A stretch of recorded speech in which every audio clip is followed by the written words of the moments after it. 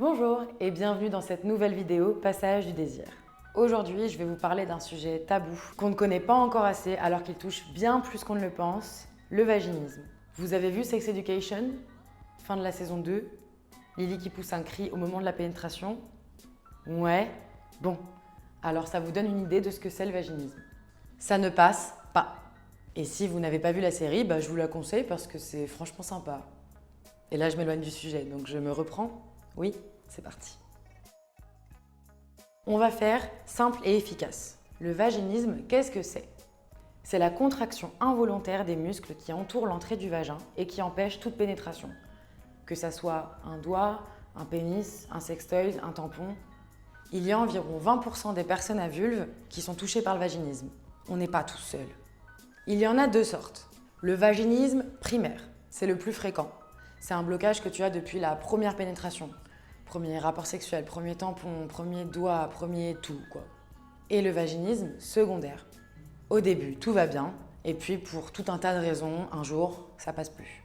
Ça peut être lié à une opération, un accouchement, un traumatisme physique ou psychologique, une éducation stricte et culpabilisante, ou des violences physiques, des abus, une anticipation de la douleur aussi. En gros, c'est un réflexe de défense de ton corps. Et tout ça, ça peut arriver à tout le monde.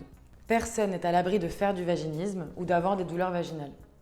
Ça dépend de chacun. On peut être anxieux avant les rapports, peur de lâcher prise, de l'intimité avec ses partenaires, la peur d'avoir mal. Tu vois, les causes peuvent vraiment venir de partout. C'est un mélange de stress psychologique et physique. Et c'est ok. Et je le dis maintenant parce que ça fait plaisir et parce que c'est vrai, quasiment 100% des cas peuvent être traités. Comment on traite le vaginisme? On ne se stresse pas, il y a plein d'accompagnements possibles. Déjà, il faut en parler, mettre les mots sur ce qui ne va pas. Alors oui, c'est sûrement la partie du taf la plus compliquée, mais je suis avec toi. On prend ensuite rendez-vous avec gynéco, sage-femme pour avoir un diagnostic. Et on consulte psychologue, sexologue pour comprendre d'où vient le blocage, tranquillement. Selon ton profil, il faudra peut-être compléter avec des exercices pour rééduquer le périnée, avec un kiné par exemple, ou alors avec des dilatateurs vaginaux. Alors oui, je sais que le mot est pas sexy raffiné, mais l'important c'est que ça marche, non? Chez Passage du désir, on vous propose le kit Velvi, qui contient des dilatateurs de 6 tailles différentes, du plus petit au plus grand, et ça c'est les 3 premiers par exemple. Ça entraîne le vagin à se dilater avec douceur et progressivement. Et en complément de tout ce que je viens de vous expliquer, voici mes petits tips qui font plaisir. Massez-vous avec des huiles naturelles par exemple. Coco, jojoba, amande douce.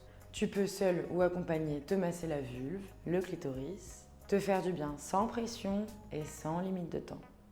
Mais aussi te faire grimper au rideau avec les jeux clitoridiens. Ça va t'aider à te détendre, à relâcher les muscles, à jouir sans douleur et à désacraliser la pénétration. Si tu t'es reconnu dans cette vidéo, parle-en à tes proches, à tes partenaires, à des professionnels. Communique, n'aie plus peur, pas besoin de se mettre encore plus de pression. Demander de l'aide, c'est pas une preuve de faiblesse, mais c'est plutôt faire preuve de courage et de force. Parce que ça veut dire qu'on veut s'en sortir et avancer. Bam! À chaque problème, sa solution. Aime-toi et prends soin de toi, quoi. Et comme d'habitude, si vous avez la moindre question, vous nous la posez en commentaire. Je vous fais des bisous et je vous dis à la prochaine.